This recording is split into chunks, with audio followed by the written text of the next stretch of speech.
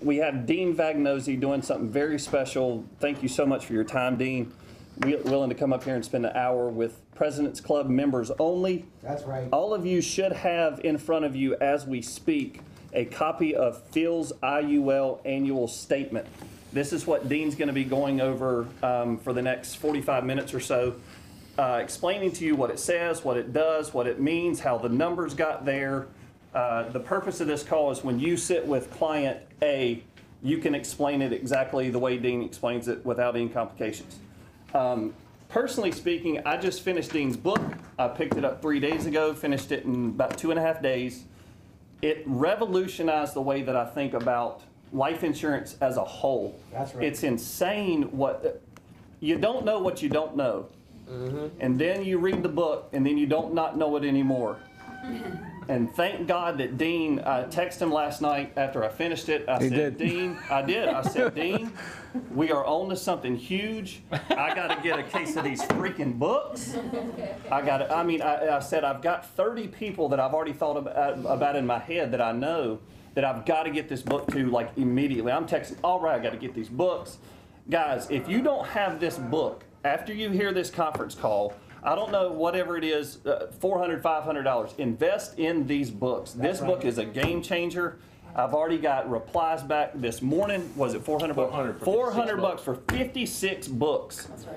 You sell one IUL and you buy your books for the next 10 years. Yeah. That's right. I got people replying that I've already asked about their 401ks because I know they're at hospitals and teachers, and they're already like, send me a copy. I'll read it. I'll watch the video, whatever. His process works. Dean, again, thank you for being willing to come in here and spend time with us. I'm going to shut up and turn it over to him. Dean Vagnozzi, guys. Thank you. That's right. All right.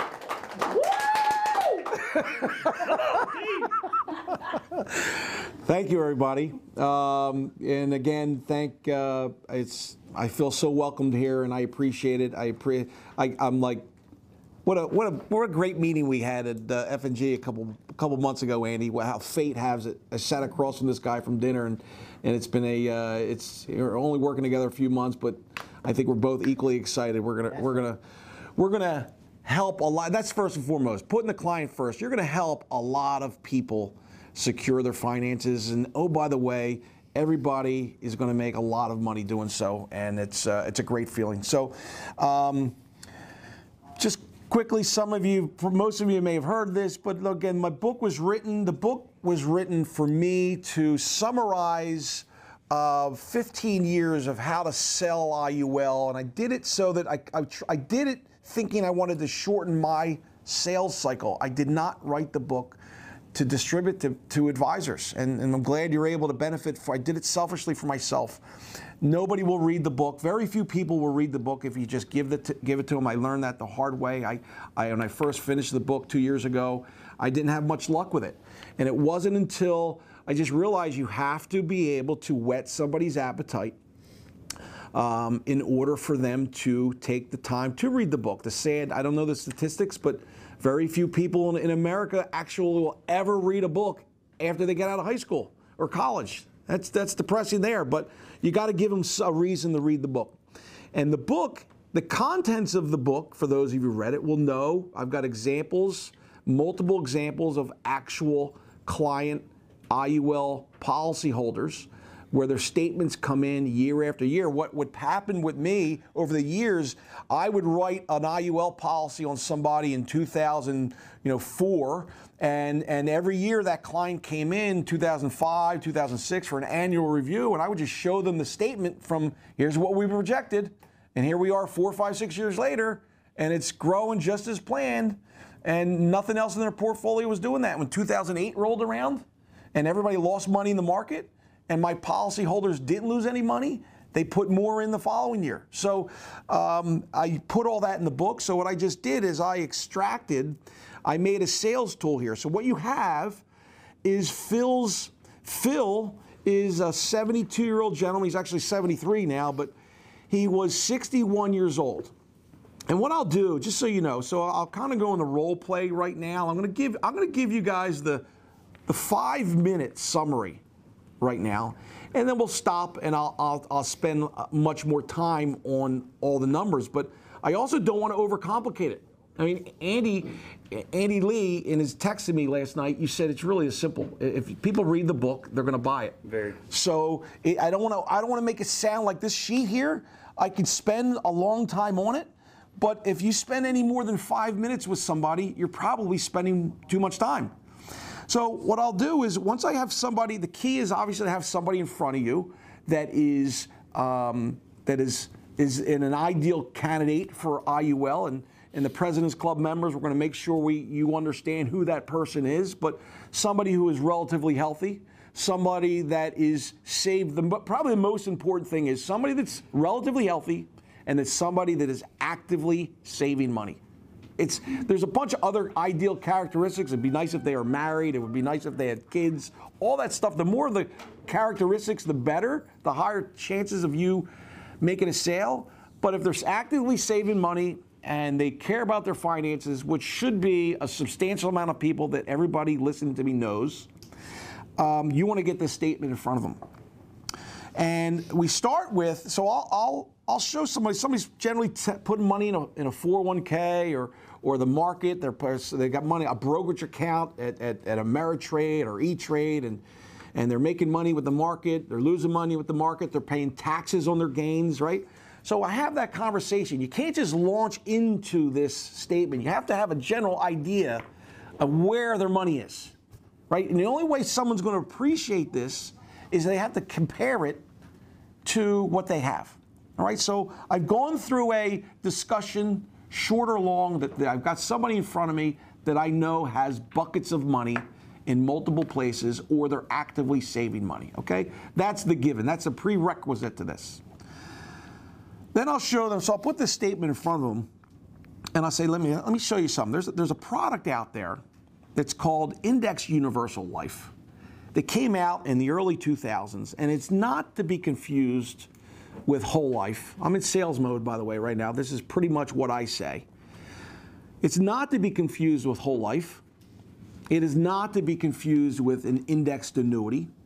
And by the way, most people have heard of one of the two. It's called Indexed Universal Life. And how this product works, it's a life insurance product that is tied to the stock market, with two important caveats. Your upside is capped. You're going to get a majority of the upside, Mr. Smith.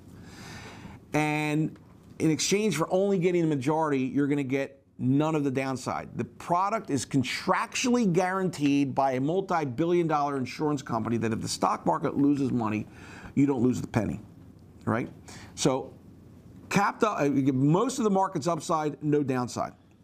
So I want to show you here, if you look at the statement, I'm going to show you a statement on a 72-year-old man.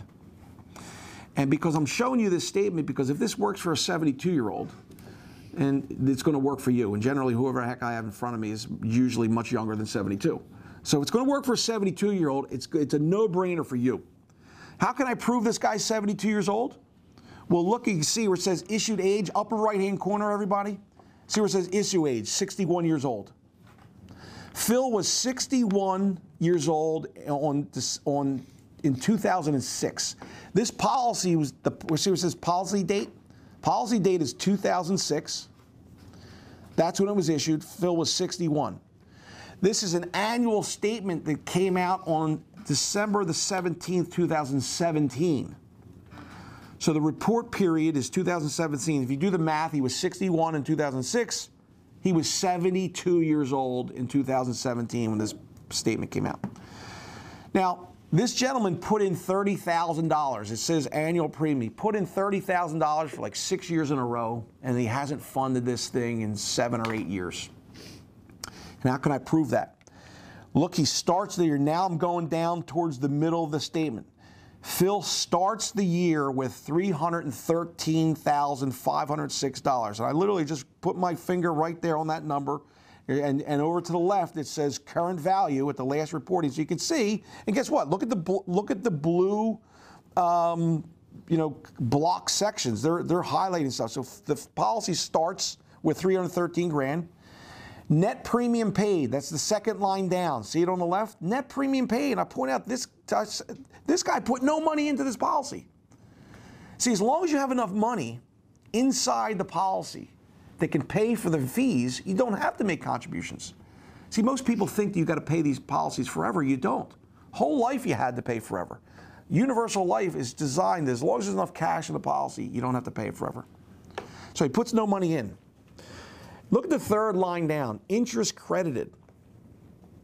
Phil made $66,000, $66,717 the previous 12 months.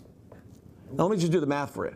And I'll say this to the client, I'll say it's just, let me do the math for you. It's about a 21% return. So the knock on life insurance is it's too conservative. Whole life is too conservative. Universal life is too conservative. Index universal life is a product that gives your clients the ability to get the majority of the gains with none of the downside risk. How did he make $66,000? Now it's this point that I flip the page. So everybody listen to me, flip the page. And I'll flip this right in front of the guy. How did he make $66,000? Well, Phil's money was tied to the S&P 500 and to the NASDAQ 100. So if you look in the lower, over to the left, upper left-hand part of the page, 50% of his money was tied to the S&P 500, 50% was tied to the NASDAQ 100. Then you're going to point right to that blue box. You can see the S&P 500 earned 16.8%, and the NASDAQ made almost 26%. See where it says 25.8? And I got my finger, I'm pointing right at that. And by the way, you know, I'm actually delivering this a little quicker than I am right now. I'm just making sure everybody on the call is following me. But I'm literally pointing at that box, 16%, and then I'll say something like this. Mr. Smith, the S&P 500 did better than 16%. I think it did like 23, 24%. And the NASDAQ did like 30%. The point is, who cares what it did? Even who cares that it didn't get all of the upside? Isn't that good enough? And everybody that I'm sitting with will have a smile on their face, will nod their head. Of course it did. So then I'll flip this. So he makes, that's about if you blend those two returns together, it's about 21%. That's how we come up with the 21% return on this. Now I flip back to the page one again. And I look at that 66,000, and I'll say to the guy or gal in front of me, I'll say, Mr. Smith, if you make $66,000 in your Ameritrade account, you got to pay taxes, don't you? I'll say just like that. I'm not going to ask him if he has to pay taxes. I'm going to tell you got to pay taxes, right? Of course. So, and rather than me telling him what kind of tax bill he's going to pay, I let him do it. So humor me, Mr. Smith. If you make 66 grand, what kind of tax bill are you going to have to pay on that? And that guy or gal is generally going to give you a tax bill higher than I would have given him. The guy will say, oh, I'd pay at least, you know, he'll do quick math in his head, 30%, 25%. I'd probably have to pay, you know, 66 grand. I'll probably have to pay 15,000 in taxes. Great. Okay, 15 grand. Yeah, you would. And some people hire, someone like Andy's going to pay a heck of a lot more than 15 grand. Andy would pay 22, 23,000 in taxes. That's it. Yeah. Point is, right? And most people will be happy to pay 15 grand because they just made 66,000. So you got the guy acknowledging that he's going to pay 15,000 in taxes in that range. And there's where you got him. Because then here's where the one-liner, you guys have heard me reference it, and the book talks about it. Mr. Smith, there's no tax bill with this. And you can reference section 7. If you look up, and I'll say it just like this, if you look up section 7702 of the Internal Revenue Code, the cash value in this policy grows tax-free, and you have access to it tax-free. Now remind me, because when I'm done, I'm going to come back to that. Notice what I said. Let me say it again. I didn't say IUL is tax-free. It's not what I said. I say the money grows tax-free, and you have access to it tax-free, which is different than saying, because life insurance, on a side note, life insurance is tax deferred. So somebody please remind me when we're done here, I'll come back and I'll spend a minute on that. But I say this money grows tax-free and you have access to it tax-free. So there's no taxes. But what Phil does have are insurance fees. And if you look in the box there where it says cost of insurance, all the way on the left, cost of insurance, Phil paid $1,400 in cost of insurance and an expense charge of $90. You see that in the blue box, everybody? Mm-hmm. Phil paid a total of $1,497 in fees, which everybody's been told by traditional advisors is like the enemy. Oh, fees, insurance costs. You don't need the fees. You don't need the insurance costs. Guess what? You don't need taxes either if you can avoid them. So, Mr. Smith, would you rather pay 15 grand in taxes or Phil at $1,400 in insurance fees? And that's where the guy 99.999% of the time will sit back in his chair, look at me, and like, well, where's the catch on this? There's no catch, and I conveniently have a book right next to me. Will you read this? And they take it. Everybody, they take my book. There are no questions at this point. Very few people say to me, how does it work? They don't say to me, well, how come they'll say to me, well, how come I haven't heard of it? They may say, why haven't I heard of this? Because because traditional advisors don't, this is a pay cut for traditional advisors. Now, generally, it's probably the most common question. Why haven't I heard of this? And again, if you've read the book, you know all the answers to why I haven't heard of this is all in the book. But traditional advisors rather charge you a 1% fee over 15, 20 years than to take that money and put it into this policy. They'll make less money that way. But the point is, I very seldom get any questions. I basically say, read this book. It's going to tell you all about this. And people read the book. They take the book, and I get a phone call a week later. I'll call them, and they're coming in, and they're buying IUL. Not everybody, not 100% of the time. And a lot of time people won't read the book, but back to what Andy said, you buy a case of these 50 books and you have this conversation with 50 different people. If you get 50 books and you have this conversation 50 times with 50 people who are relatively healthy and are saving money, it's impossible for you not to make 10 sales. It is impossible for you not to make 10 sales, and the average premium per policy for me is in that $12,000 to $15,000 a year. And obviously what you get paid on that is going to be substantial. So let me take a break right there. Andy, any questions? I don't know. What do you think I should focus on? But that's the backside. I'm on this backside here. So half his money's here and half his money's there. I didn't understand what 16 point. Where's it? Is it cap? Okay, so it's 3.5 times. Yes, so 16.8. All right, so let me go through the statement a little bit more detail here, but I just want to stress right there, everything I'm about to get into, I'm telling you, you need to know, but very few people are going to challenge you. They're not going to, and I've actually had people, occasionally have had people say to me, well, how does it work? And I literally will say, read a book. The book is going to explain it all to you. So you got to be prepared to answer the questions, but I also want you to have confidence that don't lose sleep over it, because it's as simple as, you know what, the book is going to lay it all out, and you're going to. So let's go to what Andy asked about. Andy asked about I'm on page 2 on the back page. Andy's asking about how did this individual get 16.8% and how did he get 25%? This is what's referred to as a monthly sum index credit. Again, thoroughly, this is explained in chapter 7A of the book, 7A. What I reference most of the time is an annual point-to-point index. Again, of course, I can't see everybody's expression on their faces, but maybe you guys, anybody in this room here, if I, confuse anybody in the room, let me know, because obviously I might be confusing anybody on the phone too. But an annual point-to-point with IUL means that when your policy is purchased on, and by the way, the policy is purchased on, let's just say February the 8th, they're going to compare it to how did it do February 8th to February 8th the following year. So they could care less what it does the entire year in between. They're going to forget. It's called an annual point-to-point. And the carriers today have these caps that range. Usually, let's just use the S&P 500.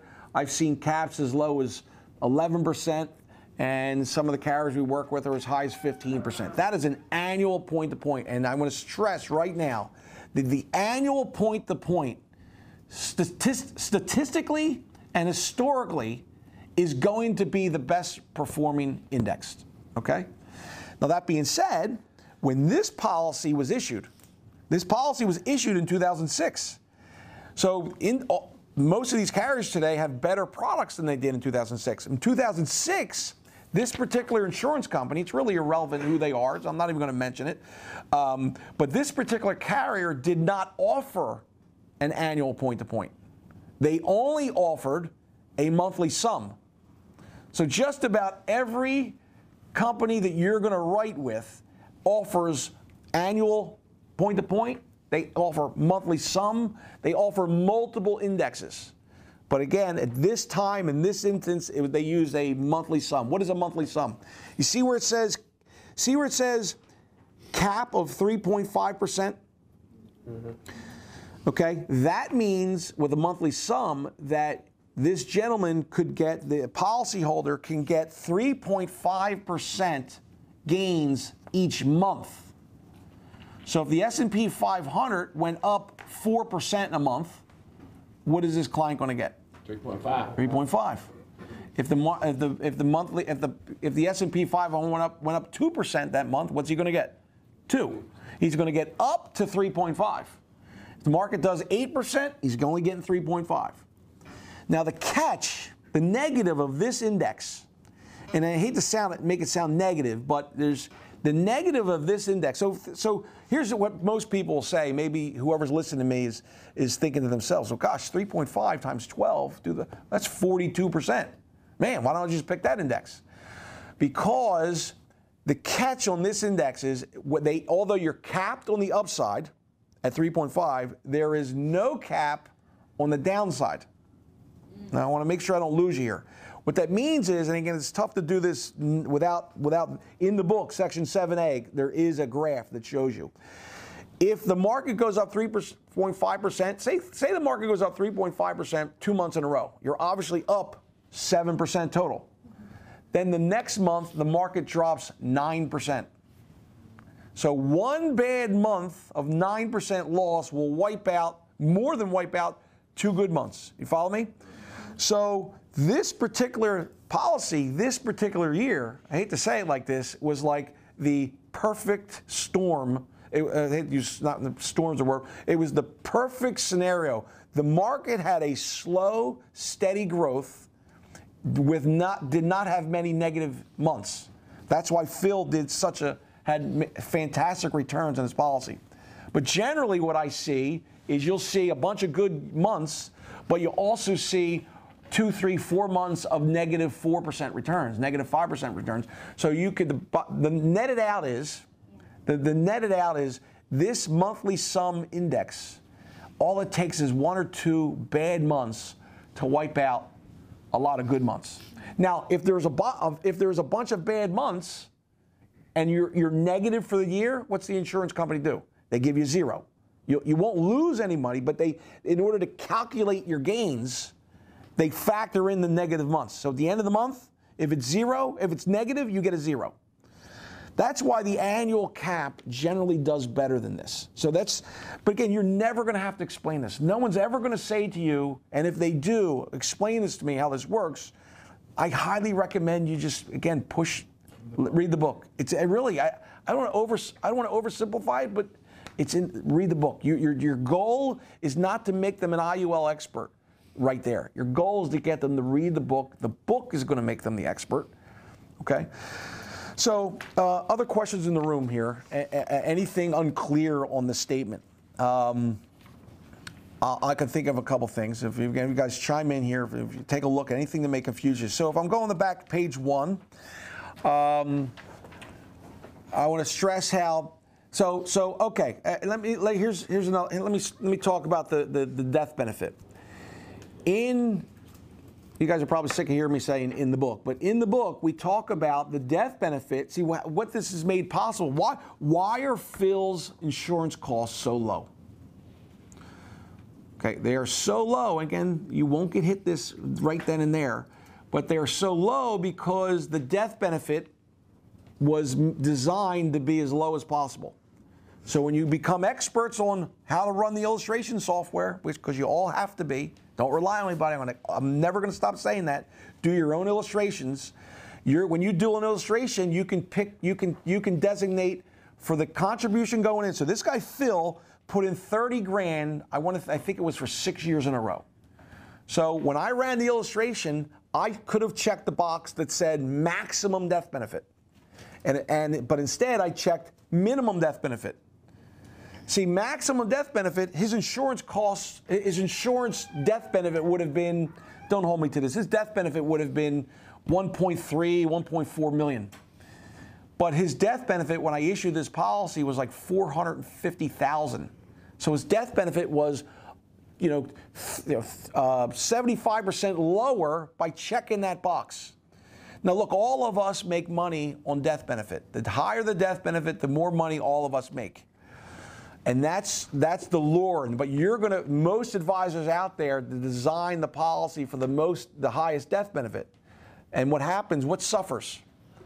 What suffers is the cash value. And that's if the guy needs insurance, sell him term insurance. And let's term insurance protect his family. We're designing this policy that's the smallest death benefit. And the death benefit on this page, be real clear, the death benefit is not listed on this page.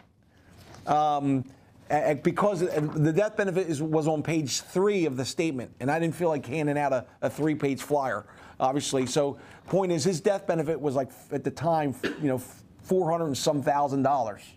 So that's why it's so small. The fees are so small because the death benefit is so small.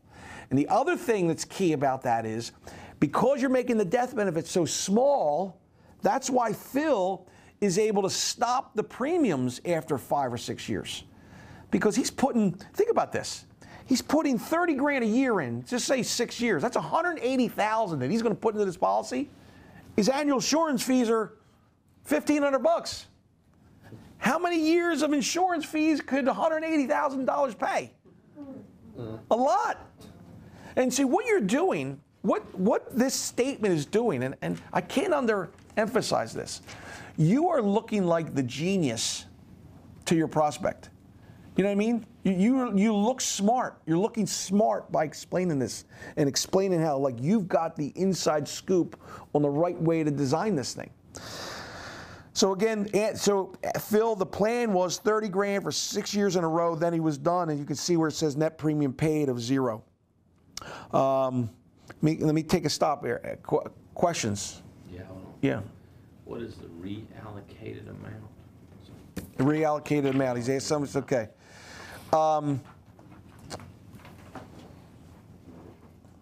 So what happens here, so somebody's asking a question about the reallocated account. And this is I'm going to answer your question, but this is one of those that like nobody will ever ask. But so the policies are designed, when you fill out these, when your client has the ability to keep the money in this particular policy. I don't even think this is an option today for most policies. But your client has the ability to every year have the money get equally distributed to the 2 different indexes that he picked. Okay. I think his option was to, regardless of what index outperformed the other, if one outperformed it by 20%, at the end of the year it got spread out equally amongst the 2 indexes. Does that make sense? It just resets it towards the 2 different indexes. And by the way, these indexes, once a year, you can change them. So once a year within 30 days of the policy anniversary date. So Phil, in this example, his policy anniversary date was on December the 17th. His policy anniversary date, he had 30 days to change. There's a form you could fill out. So if he wanted to say he wanted to put 75% of his money to the S&P and 25 to the NASDAQ, he could do that. Or 0 to the NASDAQ, 100% to the S&P. Okay. The fixed index, by the way, before I'm sure somebody asked this, these policies, let's say if we had a crystal ball and we knew the stock market was going to lose money next year, where would you put the gal's money? You'd assign it to the fixed index. See where it says in this particular case, fixed index 4.1. See it? See, it says S&P, NASDAQ fixed allocation. All the way to the right, it says 4.1. You see that, everybody? So every year, so that he could have took a guaranteed 4.1% return on his cash value. I did that one time personally on my own statement, and I'll never do it again. Guess when I did it? I did it in 2009. Oh. So the stock market got its butt kicked. My policy didn't lose any money. I was very thankful. But everybody who, again, we got some younger people. Andy would remember the older. For those who remember 2008, and during 2008, we thought 2008 was going to last 5 years, didn't we?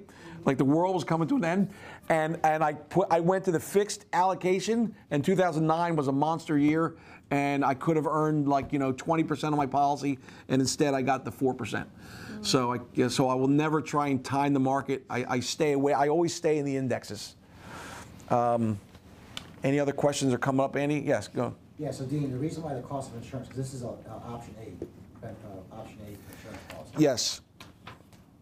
So as he's putting his money in, actually his cost of insurance, because he got $66,000, his cost of insurance could go down next year because he's got so much capital. Yeah. What happens is the question here, I'm not sure everybody can hear, but he's asking about is this an option A, option B, or level A, or level, so you can have an increasing death benefit. This was a level death benefit. I've touched upon this on some of the training that I do. I personally like level. Now, which will fly in the face for a lot of younger people. A lot of people in their 20s and 30s will, if you pick option B. So listen, let me stress, this is key. Option B will look better early, okay? So the cash value will build up early. But 90% of the people you see are going to be underinsured. So when you get into the insurance discussion, since they're going to, okay, I want this, great, how much should we apply for? Well, option B, the cash will build up quicker early. But once you factor into the point that they're underinsured and they realize, yeah, I am underinsured, option A, it's going to be a higher death benefit. Where do we make more money, option B or A? We make more money on option A. Understand that?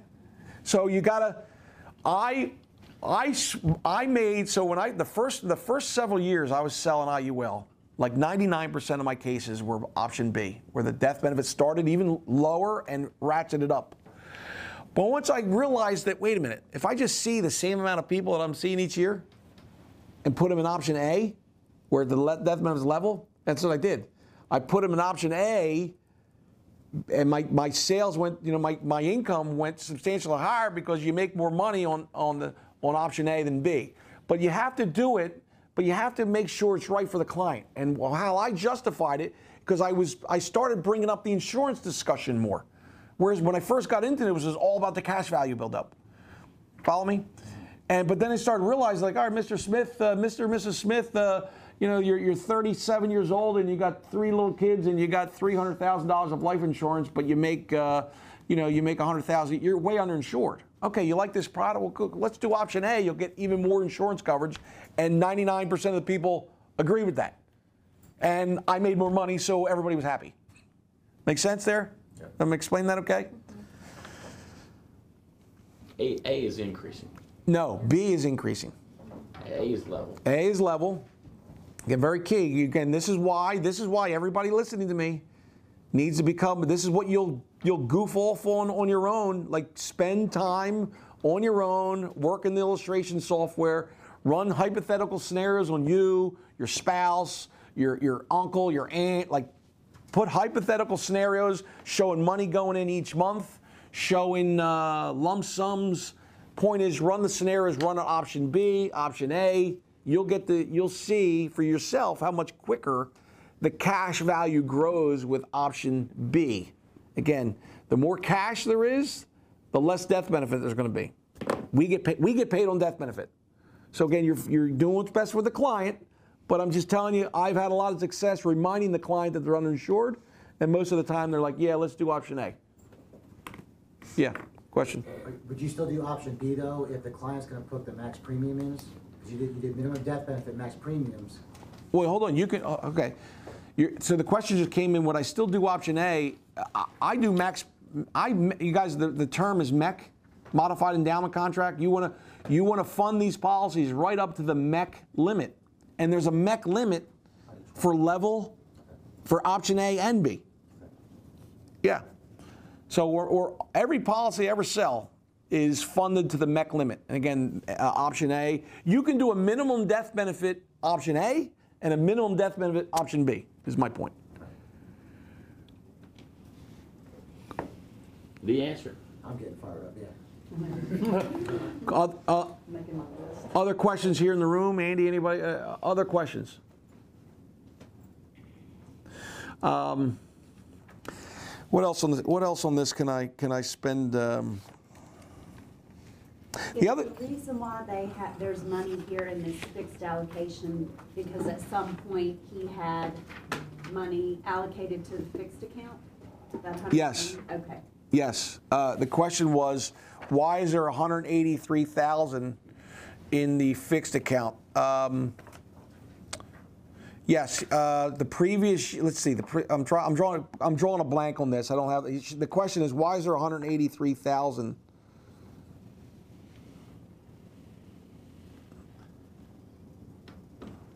You know what? I'd be lying to you if I could explain why there's a 183 in that far right. Does that total up? Does 84 and 98 add up to 183? It does. It does. Oh, okay. Yeah, that's what it is. So the reallocated amount. So the dollars that he gained add up to 183,000.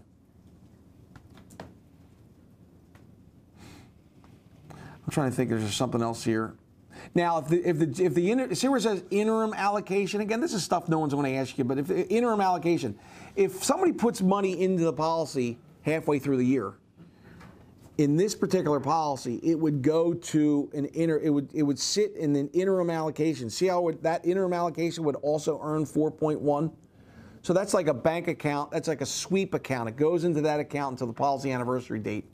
And then it gets spread amongst the indexes that everybody else has, that Phil had the previous year. But it doesn't earn more than 4.1. No, it earns the stated interest rate, and that interest rate changes every year. When the policy anniversary comes out, the statement, that this blue box that has your contact information, that obviously blocks out the rest of the. You get an annual statement. It'll tell you what the interest rate is. It'll tell you what the caps are for the following year. For the next 12 months. I mean, that's it. There's really nothing else. I think if somebody's got questions that kids, they're still talking about running illustrations. I think that's a good subject. Is kids, young kids, parents doing it for them, increasing or level? Well, kids, you're going to definitely do increasing death benefit. Write this down. Remember this comment. You want to do, if you're going to do increase, and this is where you're going to learn to handle this on this illustration software. When you start out with an increasing death benefit, whether you're running this on a 2-year-old or a 35-year-old, or whatever the age, whenever the premiums stop, you can tell the software to convert it to a level death benefit. And why do you want to do that? You want to do that because when no more premiums are going in, you don't want the insurance fees to keep going up, the insurance death benefit to keep going up. So increasing, I want to make assumptions that everybody understands all this. Increasing death benefit means just that. Every single year, the insurance company is going, that death benefit is going to ratchet up each year. It's going to do that because it was designed to accommodate more premium. So when the individual that when your client, say the client's 40 years old and you're going to show money going in until age 65, well, at 65, you run the illustration so that it goes from level or increasing to level. And then the death benefit will stay level and it'll illustrate better. It'll show more cash coming out. It'll be more attractive to your client. And it's the best thing to do to level that death benefit. So Andy's question was, but all your kids, let's face it, a 2-year-old doesn't need any death benefit. You're always going to do the increasing option B. And somebody asked me earlier, well, God, speaking to kids, you're getting a lot of clients, they're going to say to you, well, they'll read the book, and they'll come into my office, and the first policy they want to buy is on their kids. And it doesn't happen all the time, but I hear it frequently, and I always say to people, it's just like when you're on the airplane. They say, put your oxygen mask on first before your kids, and I use that line all the time. I say that more than any flight attendant on any airplane. I tell people, Mr. Smith, get you and your wife's enforced first. So I'm a family of 6. The first IUL policy I put on was me. And then my second one was on me. And my third one was on my wife. And then I have one on each of my kids. So take care of you and your spouse first before your children. That's my opinion. Did you say something about coming back to the tax code? Oh, yes. Yes. Great question. Great reminder.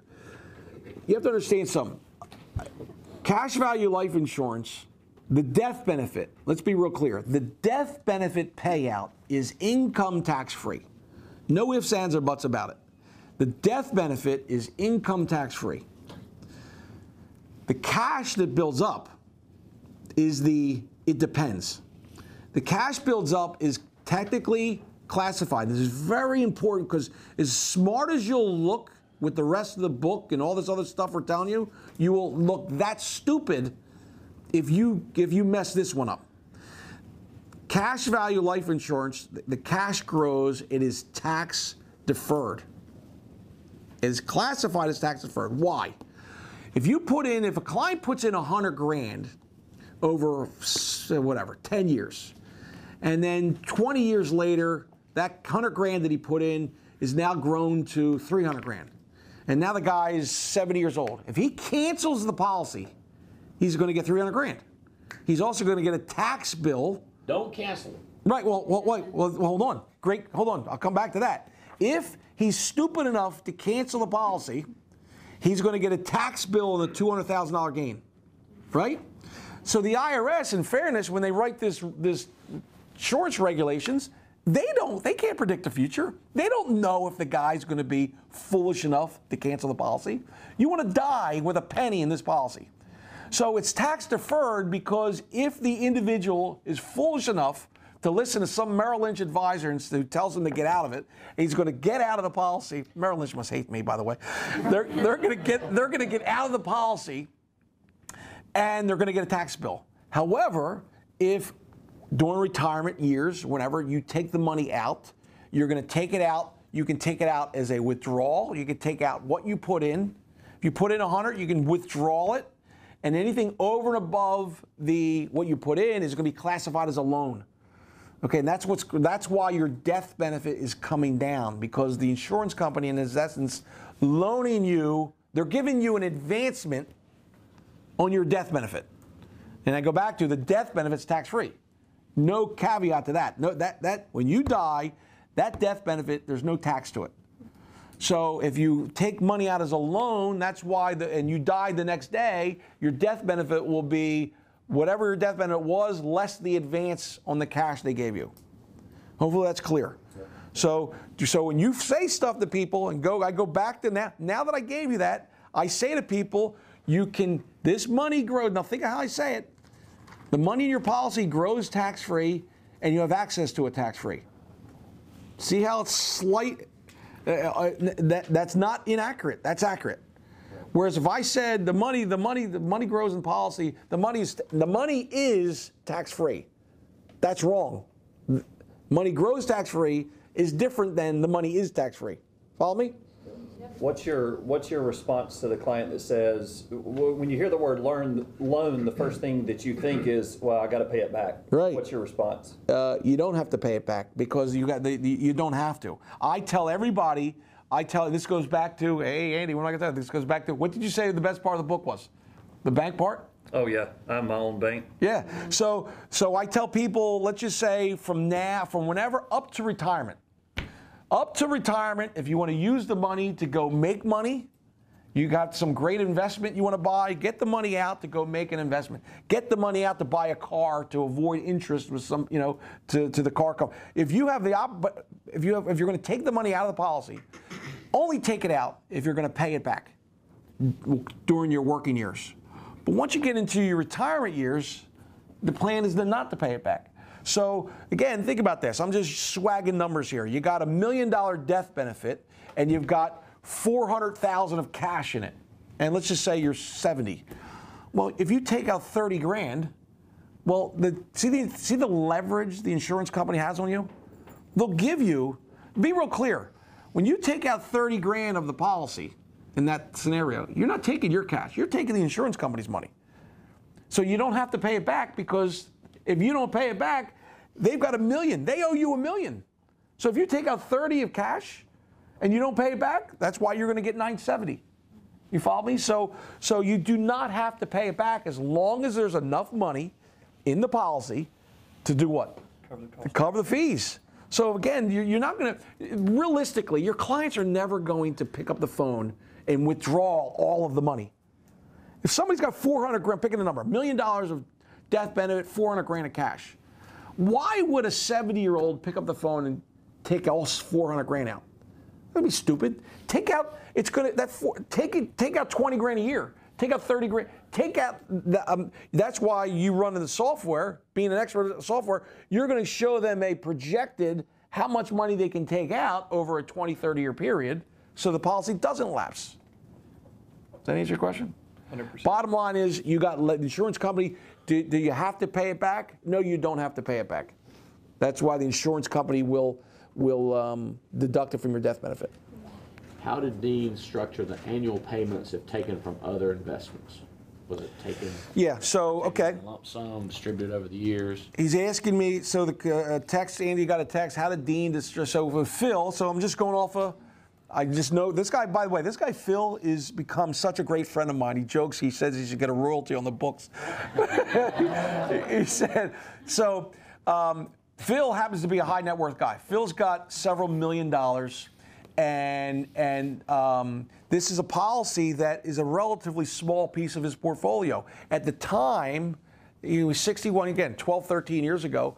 I want to say he had like a $500,000 in some brokerage account, in a taxable account. And we decided, again, I'd be lying to you if I remembered how we came up with 180, but he felt comfortable with taking, of his 500, of taking 180 to 200,000 into the policy, okay? So I structured it. You're gonna have a conversation. You're not gonna dictate this to anybody. And the other thing I've stressed before is, don't be a pig, right? What's it saying? The pig, the hogs or whatever. Pigs get fat, hogs get slaughtered. You got to pick a dollar amount that you're comfortable with, the client is comfortable with. And I say in my videos, I say in my book, that the policy should be 25 to 50% of someone's portfolio. I'm saying that, look, I believe that with all my heart, but I don't have a ton of clients that have 50% of their portfolio. I'm trying to set the bar high so that even if they come in at 10%, 15%, you've helped them, you've done well, and you've given your chance yourself to get another policy down the road. Okay? So you got to know the client's assets to help them design this. You can make suggestions to them. So the point is, Phil didn't come up with a monthly. He didn't put in money monthly. He took lump sums from other taxable investments. Any other questions? Yeah. Yeah. Andy's got some questions coming in, I guess, being texted. What if the cash value is way bigger than the death benefit? What then? Great question. What if the cash value is bigger than the death benefit? Anybody know the answer to that? It'll never happen. It can't be happen. Yeah. Insurance company, see what happens is, even a level death benefit starts out level. But if you look at, again, when you guys become experts on the software, you'll see it'll start out level, but as the cash accumulates, it will force the death benefit to go higher. Okay, so again, hypothetical scenario. Actually, It's in your book. yeah, Phil, it's in the book.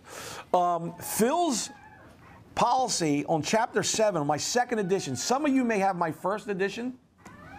right? But my second edition book on chapter 7, Phil's death benefit was like 400 and some thousand. Chapter 7A, his death benefit's 500,000 because the cash keeps getting bigger and it forces the death benefit higher. So to answer Anthony's question that somebody texted him, what happens if the death benefit gets higher than the cash gets higher than the death benefit? It'll never happen. Cash. Think about it. This goes back to what I said 2 minutes ago. The insurance company always has to have leverage on you. They're only going to give you money if they owe you more money. So the death benefit rises as the cash value rises. Any other questions there, Andy? When you give a book out, you're loaning them the book. You loan it to them for 2 weeks. You with me? Mm-hmm. Yes, sir. That way it gives you a book a meeting from a meeting. So I'll call you back 2 weeks. I come back and get it. You get the book back. Yeah. So Dean, you do all your business because they come to your office. Yes. You do illustrations. Do you have any recommendations as agents? We go to their house. Well, You gotta tweak stuff. Any recommendations for that then? listen, I've sat at a million people's dining room tables and kitchen tables, so everything I'm about to say, I don't want to make it sound like I started there. I don't see anybody unless they come to me. I'm so I don't expect you not to do that. I'd be lying to you if I said I did a lot of that also. But I've also expect them to go to the house. What's that? You expect them to go to the house. I expect your people to go to the house? Yes. I'm just saying that ideally they come to you. But that's in perfect world they come to you. And then you'd be shocked how many people will if you ask them. Like, yeah, you'd be shocked. Somebody said it to me. I heard that a long time ago. Ask them. I've sat at more diners, more kitchen tables with the dog barking, the kid, your kid running in, TV blaring. They're trying somebody's trying to get dinner on the table. Yes, that's how I made a living doing that the first 6-7 years I was selling life insurance. But today they all come to me. Not to say that you should expect that, but I would challenge you, everybody listening to me, to try getting them to your office. It shows a commitment. Most of us don't have an office. Okay. Oh, if you got an office, great. Obviously, if you don't have an office, then your office is their kitchen table. And a lot of them have already made one sale there. Yeah. Other questions? It's helpful, everybody? Very good. So if you find $100,000, so you think this has got to go into an annuity, but you're saying it don't have to go into an annuity. If it's $100,000, they could do $20,000 over 5 years. Yes. Stop paying it. Yes, absolutely. And even listen, and I'm trying to be. It depends on the person. You give me if somebody's 65 years old, right? Again, the problem is the policies need 6, 7, 8 years to ramp up.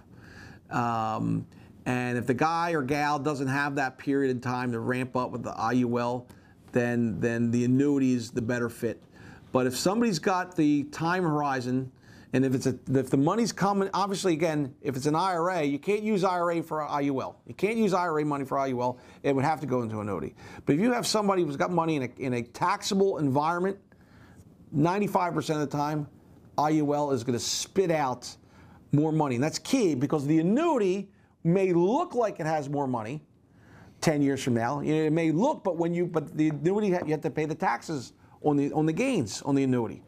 Most times you'll find that IUL will outperform the annuity. Higher upsides, no taxes, 9 out of 10 times it'll outperform the annuity. But be real clear, it's a harder sell. This is that's why I appreciate the book. The book will make it easier. But run numbers on any taxable environment, IUL will most of the time beat up an annuity. So we're out there selling, we're doing leads, and we're finding money for sure. Were you running leads? The question is, when you first started, how did you find? I did seminars. Andy, you spend money to make money, right? Yeah. So I'm not saying the first thing everybody listening to me has to do. What's the saying? The saying is, if you died tomorrow, how many people come to your funeral? An average 200 people come to somebody's funeral, and that's the thing. Don't tell me you don't have people to talk to. You don't have to spend one nickel on any lead program before you exhaust every human being you know. Every person you went to high school with, every person you went to college with, every person in your neighborhood, their friends, family. Like, you have to have the passion and conviction to do it. You have, I say it, I mean it. I mean it, every ounce of sincerity. I believe that I've got the greatest financial vehicle in the world, and you owe it to these people to introduce it to them. So it's not easy. I don't want to make it sound like it's easy, right, Andy? The best things in life are the hard things. And this is so I exhausted every human being I knew, and then I started doing seminars. I would spend $10,000 on a seminar. And I never forget the first few that I did. Oh my God, talk about losing sleep. I didn't have $10,000. My credit card, it was sizzling how much money and the max limits. But I would spend 10 grand on a seminar, and I would make, a month later, I'm making 30 to 50. I'm like, okay, I can do that again. I did a lot of seminars. The good news, seriously, the good news is us, how many people has the kahunas to do that? We got thousands of agents. They don't have to do that, because for $500, they can get leads, and they're going to get base hit, base hit, base hit. But if they're watching for money, that's why the green sheets, y'all got to make those green sheets like it's not optional. Like when you go to the doctor, they don't ask you, now this is an optional form. When you go to the doctor, you fill out everything they say. And when they take your blood, they go roll your sleeve up. They don't go, now it's optional whether you want to give the blood or urine. I mean, it's everything. Everything you go, it's your mindset. You got to do this. You got to find their money, which in their minds, you got to fill out that form. Andy, I can't. When I first met Andy, and I went back to my office back in Philly, and I was telling him about meeting him and the staff and the organization. That's what I said. I said it to myself. This guy has the trifecta of people that can sell IUL, because not only I'm teaching this knowledge. He has. Exactly what he said. You have even if you want to sell IUL, go out there to sell them term insurance. And go do your thing, do what you're normally doing, your course of however all the term you're selling, but you got to have the radar. You got to be looking for, and not everybody's going to be qualified. Right? This is not for everybody, and it's not. I say it at my training. It's not for the couple that doesn't have any money, and I've made this mistake. I try and admit my own errors. And when I first started doing this, I would sit with people who would come to my seminars, and they'd come in, they'd be a couple that were 55 years old, and they all had a reason why they didn't have any money.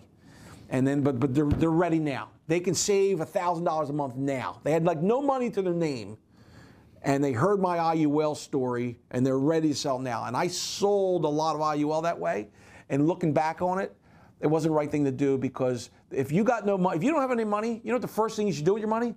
Put it in the bank. Save it, get a rainy day fund, you know what I mean? Not put it into IUL that takes 5 years. So I'm just saying, I regret doing that. And so you don't learn from that. You want to sit with people that have the ability to have multiple buckets, and if they only have the ability, if they have no other money, that's not the ideal. That's not the ideal person. Can you go? I don't know if we can talk about this, but you find a policy is not performing well. Oh, yeah. 1035. Oh, yeah. Oh, yeah. 1035 that money over there. How's that work? You know what? You come across somebody with whole life, universal life, or variable life. Any kind of cash value life insurance, you show them this statement, you show them the videos, President Club, that we're gonna roll out for you guys. You are going to, it's going to be like shooting fish in a barrel. Anybody's whole life, yes. This will outperform whole life all day long. All day. Yes. And you get paid on that 1035 money. What? Yeah. So if you come across somebody who's got 50 grand in a whole life policy. I want to be like an agent. Now, is there overrides on that? Do I get it? So if somebody's got 50 grand in a whole life policy, when it rolls into this IUL, that's the equivalent of putting 50 grand of cash in. That'll bolster the sale. Hey, I was thinking about this too. The required minimum distributions. It's got nothing to do with IUL. we can't use that. That's not good money. No, no. Good Well, money. you could take the RMD and put it into an IUL. Yes. That's the question. Can you take the required minimum distribution, put in IUL? I've never done that. And the client would have to have multiple buckets of money. You know what I do a lot of times? I'll fund, and very key, we haven't talked about this. For those who read the book, there's a section of the book, the couple A, couple B. I get more people that come into my office, they say, I want to be couple B. They say, I want to be couple B. And why? So the reason I'm saying that is, and if they're an older couple, guess what funds the policy? Social Security. All right. They're getting Social Security payments that they never had their whole life. I don't need that money. Great. Let's divert the Social Security payment into an IUL policy. Does this make sense? I found 36,000, and they're paying 12,000 per year. F&G is tearing up what's going on at Guardian.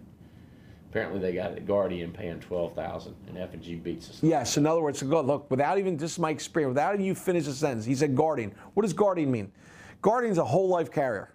Guardian's a big, strong, great insurance company, but they're known for whole life. So what he just said is he's got 36,000. Hopefully I'm right on this.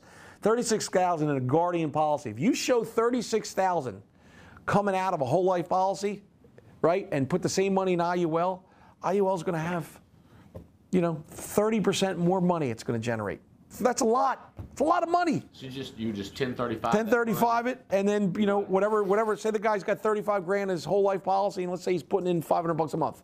Okay. We'll take the same $500 a month in the IUL plus the 35, and it's huge. Y'all gonna start? Hey, y'all gonna start looking at their other policies more now? Yeah. Oh, yeah. This is money. I knew people gonna be asking this: F&G or NLG?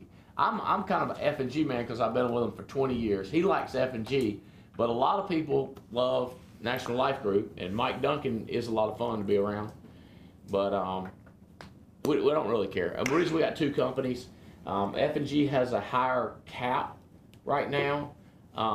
If you got to do premium financing, you can't really use F&G. You got to use the National Life Group right now. So I did NLG for all the cases for all the top managers, the legacy deal. Look, run it. Yeah, run the scenarios. Run both. National Life has those living benefits, but you're paying for them. It's a fancy, living bet. They're important. Let your client show them both to your client. I don't know. F&G, right? F&G. Just write them. How about that? F&G. F&G is where I write. I write F&G. You know what? So nobody else hears this call? Just your people hear this call? Yeah, just us people. All right. So let me tell you. No, that's the same. I've written. Look, here's my 2 cents. The same. So I've written with 15 to 20 carriers in the past 15 years. F&G consistently. So here we are. So 15 years later, I've got clients with 15 carriers, and the best performing one year after year has been F&G. So you'd have to do what I did for 15 years to see who the best performed, and I'm saving you a lot of aggravation. Full credit for NLG for Alaska Cruise. Full credit. Oh, and F&G too. I wish I always want to tell my manager something. I get managers, and I want to just look a couple of them in the eyes. They get so. You really need to sell F&G. Does anybody know whether I voted Democrat or Republican? I'm just talking about Obama and Hillary as much as I do Trump. And I talk about how crazy Trump is and Democrats and Republicans buy insurance. NLG and F&G pay overrides. So why would you get so caught up? Does that make sense? So you said sell F&G. Yeah, and I told you I bought NLG. Listen to me. The way I talk, I can tell you what people think. Democrats think I'm with them, and the Republicans think I'm with them. Because that's the way I talk. Because I'm committed here, and that's what they hear, and then I'm committed there, and that's what they hear. Does that make sense? Mm-hmm. So you don't stand for nothing. Yeah, I do too, baby. Benjamin. That's what I say. That's right. He's a good-looking man. Do you have any problem with showing the premium financing you do with some of our clients? I do not have a problem with that. As a matter of fact, we're gonna do a seminar. I'm talking to, Because I like looking at it too. this is my boy right here. Look how many pictures I got of him. That ain't my boy. He dropped some. Tell me that ain't my boy. Get that 20. And look what's the picture on the back? Oh, that's in Philadelphia, my hometown. Come see me. What's his name? Here's the deal though. I'm not showing it to everybody. It's going to be like you can come, you can come, you can come. People that are already doing IULs and they know what they're doing. We're not going to make a mess. We're going to be very careful of that. I got them coming in now. All right. We're 5 minutes over. You want to keep rolling? I think we're good. Let me make sure. 200,000 in an old IRA. Put 20,000 in IUL for 10 years. No RMD on that money. You can do that. No. They gotta take it out. They got to pay. They got to take it out. Pay You gotta pay taxes. taxes on it. Yeah, pay You taxes. gotta pay taxes on it as they take it out. That's what they can do. All right. You got anything you want to finish with? I got Good one- idea, I President's got Club. one Go ahead. thing. President's Club. You good? Oh, Yeah. you gonna help them run quotes, right? Have y'all doing training on that? No, yeah, we got that. Okay. Guys, thank you so much for being on the call. Big hand to Dean. Thank you, Dean. You're welcome. Coming in. Thanks for One your- last thing before we finish. You're hearing it here first. We did a big, F&G did a webinar yesterday for the product call. Gina Hawks has agreed to do our National President's Club call next Tuesday, the 12th. That's right. From 1 to 2 p.m. and she's going to do the same thing, the same webinar, but with NLG. So you guys are going to get full how to run illustrations back and forth for a full hour, and she's even going to recap some of the F&G stuff that we went over yesterday. So put that on your calendar now. Private President's Club call. We'll blast out the information early next week. It will be Tuesday the 12th from 1 p.m. to 2 p.m. Eastern Standard Time. Again, thank you to Dean Bagnosi. Thank you. Thank you, everybody. Right. We guys love you. If there's anything you need, send us an email. We'll talk to you soon. Go get yours. That did not suck. That was awesome. That did not.